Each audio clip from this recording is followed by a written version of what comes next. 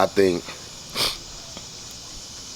as a black person in today's society, I hope that this is going to be like shooting life through the eyes of a person that's a minority, because this is a way to have an honest discussion when you see how we live in our lives. So here we go.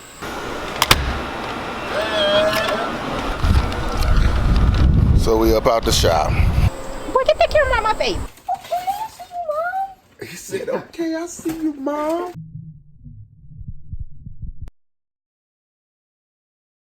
What's going on, y'all? This your boy, Shaw, a.k.a. Shaw the Barber, a.k.a. Skill Hands at Work. And it's Saturday. I'm going to take y'all for a day with me. Let's get on that road. With green and orange today. Take y'all for a walk with me, show y'all what my day normally look like. So, I'm running late today. It's like, I get up and my whole family's gone already because my wife, as nice as she is, she let me sleep in today. She could have not, but she did. My wife let me sleep in, which means I'm running late for my son's soccer today. Today is his first his first day of scrimmaging for games, and I want to get there because I also have to go into the barbershop today. So I'm about to head out here to the soccer field, and I got to text one of my clients and tell them that I'm gonna be late today, and if we can push back the time, because I gotta see my son play some soccer. So I finally made it to the soccer field. My son's next game starts at 1 o'clock. I called my client and told him I'm gonna be running late. And what I want you to look around, I'm gonna shoot some video out here, and what I want you to look at while I'm out here is I'm gonna be the only black person, more than likely, I'll probably be the only black person out on this soccer field. And obviously that's because I live in a predominantly white neighborhood. But it's crazy because a lot of us as black people, we feel like this is what we have to do if we want to get our kids the best education. You know, if you can't afford to send your kids to private schools, then you try to find the neighborhoods that have the best school ratings and you try to live in those areas. That's at least what I try and do, and a lot of the people who live in my area that are that are black, that's what they try to do as well. And so we end up putting ourselves in places where we're probably least comfortable because it's what's best for our kids. But then we have to walk around feeling like we're being looked at everywhere we go. You know, it's just an uncomfortable situation. It's one of those things, if you're not black, or if you're not the minority wherever you go, it's gonna be hard to understand what it's like being a minority. But I'm gonna give you honest discussion with me. You know, today I'm not wearing the normal t-shirt that I wear, but I normally always have an Air Force or Air Force retired t-shirt on. And the reason for that is a lot of times when you're interacting or you feel like for me as a black person, I feel like that I have to defuse people before I interact with them. And what I mean by defusing them, I mean, like, I don't want them to look at me. I mean, I got this beard, you know, I don't want them to look at me as an aggressive person, even though this is my personality and it is somewhat aggressive, I know. But I want to put them at ease when they first see me. So when I put on an Air Force shirt or an Air Force retired t-shirt, it's kind of like people throw their hands up to me like, oh, you were in the Air Force? But when I don't have that on, I feel like they look at me like I might be a threat or a problem. And it's like, I'm trying to get the same things out of life that you are. But I'm gonna take y'all out here and I'm gonna let y'all see what it's like. And I hope that this is gonna be like shooting life through the eyes of a person that's a minority, because this is a way to have an honest discussion when you see how we live in our lives. So here we go. Boy, get that camera out my face.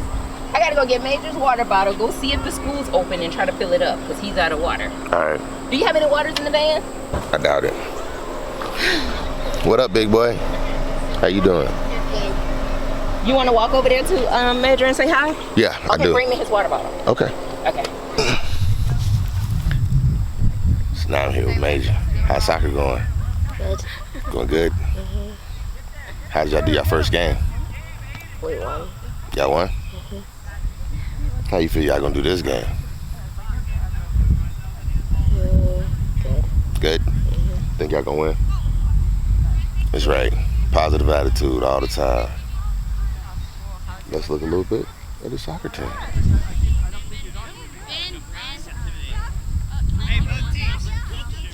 So, Major just reminded me, what do we have to go to the store today and get? Bedding. Bedding for what? The guinea pigs. So we got to clean that guinea pig cage out today, don't we? Mm-hmm. All right, and that's what we gonna do. So, now I'm in my wife's car sitting with my little one. Can't see me, but you can see him. Let me get down a little. Say what's up. Hi. So, Miles, let me ask you a question. What? How many kids in your class look like you? Like your skin color? One. One? How do you feel about that? I really don't care. You don't care? And that's a good attitude to have.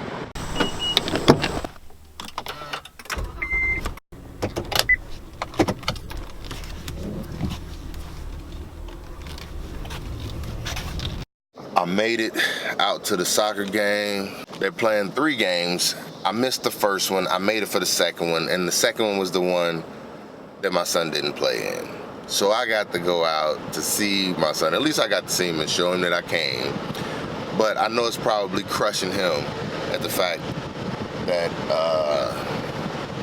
I ain't get to see him play.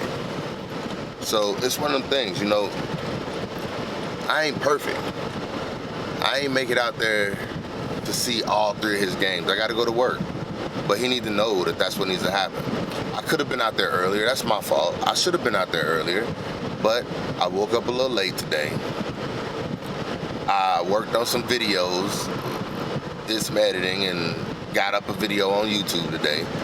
And it's like I basically said that, you know, everything else was a little bit more important. And I feel bad. That's not what I'm saying to him. What I'm saying is, you know, I work a lot. I'm not going to be able to be there for everything, but everything that I can be there for is what I'm going to be there for. And even if it's only 10 minutes that I can make it out there, if that's what I can make it out there for, that's what I'm going to do. I feel like I let my oldest son down a little bit by not being out there at the very beginning. I could have seen 2 games and then I would have saw him play the first one. But I feel like I also showed him that no matter what, ain't nothing more important than me trying to get out there to see you play, even though it fell apart. Like, if I wouldn't have shown up at all, I'd have felt like it happens most of the time. I did nothing. Now, showing up for what I showed up, maybe in his eyes, it may not have been enough. It's my son, and I love him. He even has to know how to forgive me when I don't live up to everything that he expects me to. I mean, nobody's perfect. And you can't expect that from anybody. Now, he knows this is how I am, so it's not like this is something he gets mad about.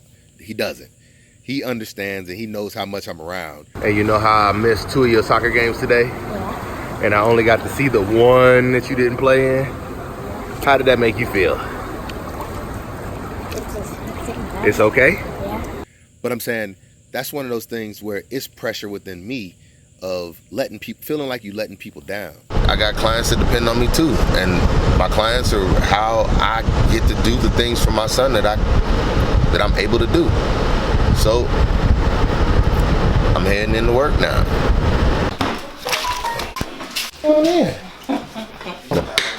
Hey, you know it's dangerous to walk and talk, you know, and I'm recording you right now. What's going on? Up.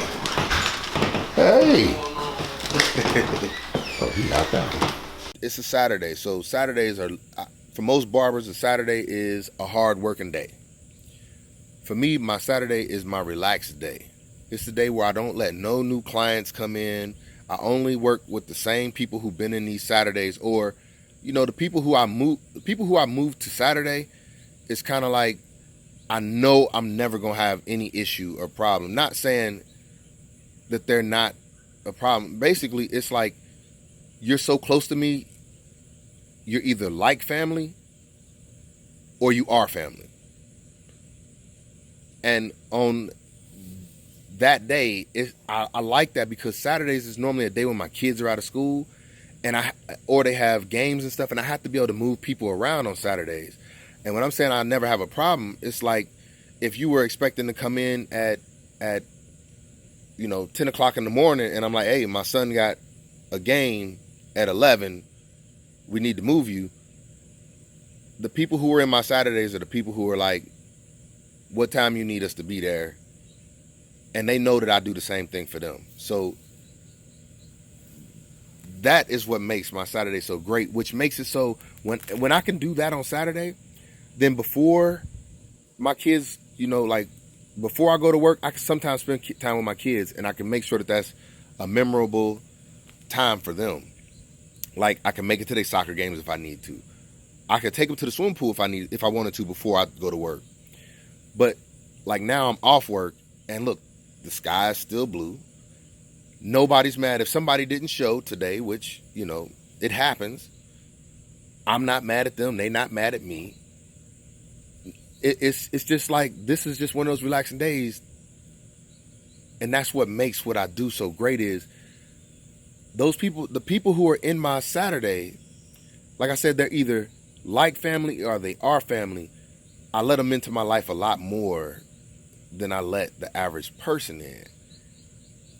I can come home in a good mood and spend time with my friends and family afterwards because I get no pressure on Saturday. The one day where I feel like it's really for my family, it's no pressure. If my wife needs something from me, I can let it be known to everybody on that day, like, hey, I can't do this or I can't do that, or can we move it to another time? And the people who are in this time are like, no problem. And that is why, like, I love doing what I do, because I can maneuver people to where I want them and where I need them.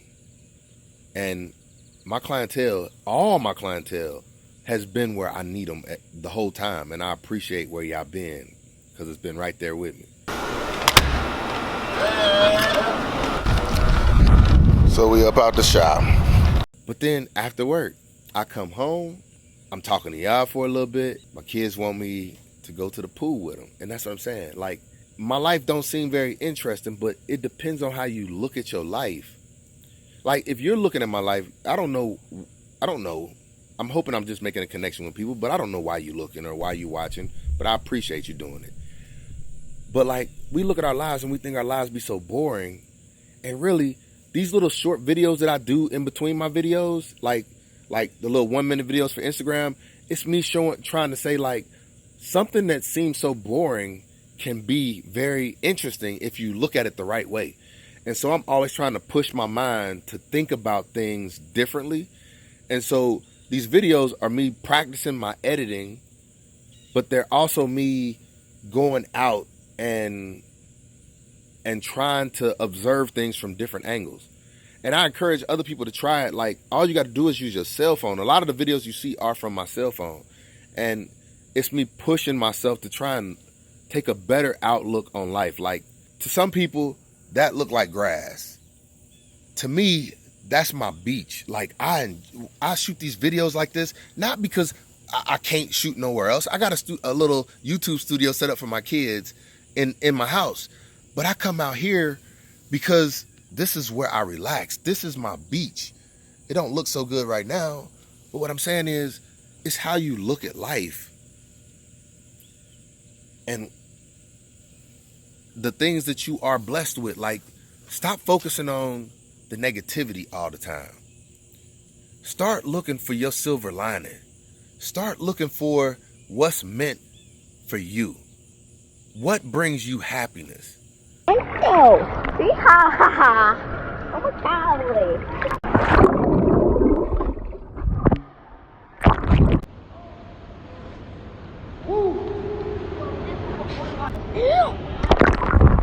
Oh, so we're at the pet store and we're going to get to bedding. Alright, so you heard from Lil Gucci, aka Major. Hey, don't do it like that. Okay. You heard from Lil Gucci, aka Major. So here is we are going into the pet store. Here is all this cool bedding. personal, I like this blue bag the best. Should we get green, purple? I say blue. Or what colors? what you want?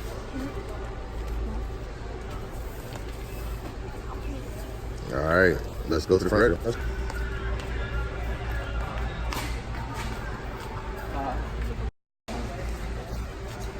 Ooh, a pet. What's this place called? East Chicago. Ooh, East size. Chicago Pizza. Ooh. Okay, I see you, Mom. He said, okay, I see you, Mom. You wrong for that.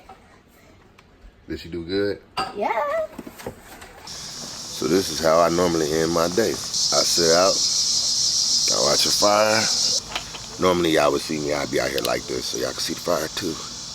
Y'all want to see the fire. I look at the fire, y'all look at my eyes. But so, I sit here and I wait until my wife get out here. And then we'll have a conversation about a couple different things. And I think as a black person in today's society, we have to walk around and kind of feel like we have to change the way that we are, or the person that we are, so that we make other people feel comfortable with us. Most people might think that I have an aggressive personality, but that's not. I don't feel like my personality is aggressive. I feel like this is just who I am. But to some people, they might feel it's aggressive. And it's not aggressiveness. It's just maybe me wanting to get my point across. I don't know. It's just excitement. But I wear like my Air Force t-shirts and Air Force retired t-shirts because when somebody, like when I walk up and I try and pass out a business card, like if I hand one to somebody, I just be thinking, just take it, whether you want it or not, just take it and throw it away if you want to. Who cares? Most people who I walk up to, no matter what color they are, they will accept it. But every once in a while you walk up to somebody and they give you this look like you couldn't possibly be my barber. Excuse me, that daggone chlorine and stuff got me all kinds of congested. If you hear me and I sound nasally to y'all, I've been spending so much time in the pool with my kids, like I feel nasally all the time. I wear those shirts so that when people see me, they looking, and it's like an automatic, like I have to wear a tag on my chest to say, hey, don't fear me. Hey, I'm not aggressive. Like, it's the same thing. I put it on the back of my car and on my wife's car. So if we get pulled over by the police, it's like I'm trying to say, hey, don't fear me. I'm not a threat. I'm not a dope boy. I'm not I'm not gonna do you no harm. I want to get home to my family just like you do. And so I use those things so that I can I don't know, put a barrier out. And I know people look at me and think that I wear that shirt because I want to brag that I'm, some people might look at it like I'm bragging, but really I'm doing everything I can to protect myself is how I feel. And it's sad to feel like in your own country, you don't feel safe with the people who are supposed to protect you. But it's not even just that. I don't feel safe around my own people. And I'm not saying that we're all criminals and things like that. What I'm saying is, and I'm gonna give you a little bit of my life. So I told y'all when I was in Afghanistan that I had a problem with a unit that I ended up being stationed with. Now this unit that I got stationed with was, I'm gonna scratch that because I don't even want that to be in there. But basically it was a reservist unit. And it was a captain who was stationed there before I got there. And the captain was from Guam. And he got mistreated. He got picked on a lot. I saw it when I got there that they treated him bad. But shortly after I got there, I realized he wasn't getting treated as bad as he used to. And I started seeing that I was getting treated worse. Now I'm not gonna go into all the details because it gets very, very hard to talk about. But basically the point is that I felt comfortable when I first got over, this was my last deployment, not my first. And the thing that made me bond with people while I was in the military was the fact that we all wore that same uniform and we went through the same thing, so we had a bond. The color of our skin didn't matter. I felt like majority of the people who was in the military with me, they cared about me and didn't want to see nothing bad happen to me, just like I looked at them. But with this one unit,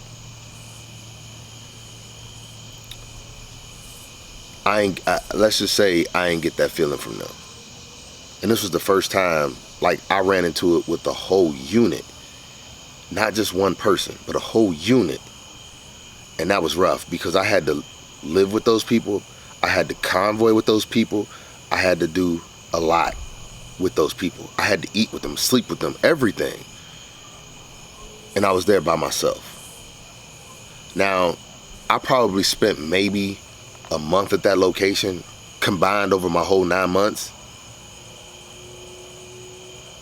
But that was like the worst month of my career. And I felt like it was hard because it's like all my career and all my life, like, I had never been a part of something where I felt like I could trust somebody 100%, and that made me love the military. Like, I've never trusted a woman before my wife. I have trust issues. I feel like people let people down all the time. So when I joined the military, I felt like everybody who wore that uniform, I could trust them.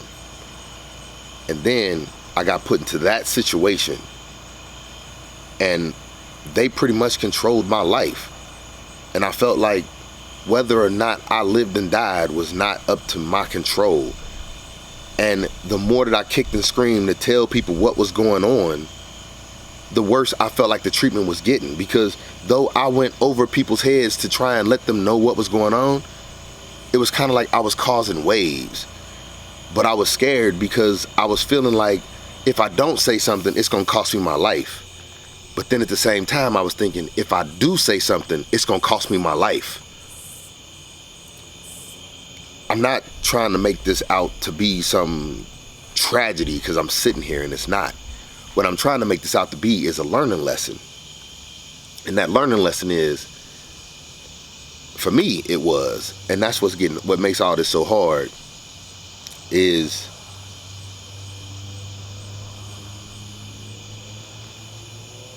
after that, I didn't trust the people in the uniform.